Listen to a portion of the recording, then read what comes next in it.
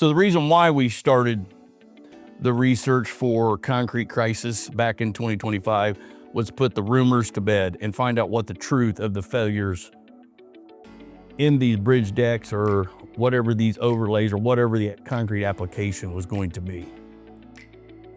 Because E5 has been underneath a spotlight for some of the claims that we make, I always like to get to the bottom of it. I don't run from a fight, I'll run to the fight. So we decided to do a complete bridge mock-up, 100% bridge mock-up.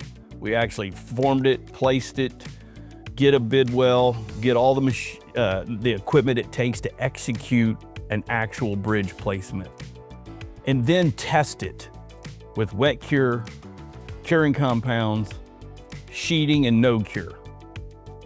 It is based on some of the claims with E5 internal cure that we necessarily don't see any difference, whether you use curing compound or wet cure or sheeting.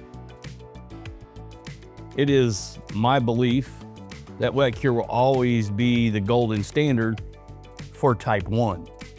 But with the new type 1L, that's not necessarily the case. So I wanted to get to the bottom of this. That is why we wanted to start this.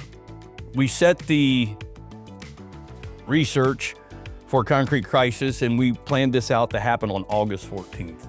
Unfortunately, after 10,000 individuals had signed up to receive the information that would come out of this research, we had to cancel due to certain industry players that did not want to be underneath the spotlight, which gives me pause because I just thought the industry was always about getting to the truth.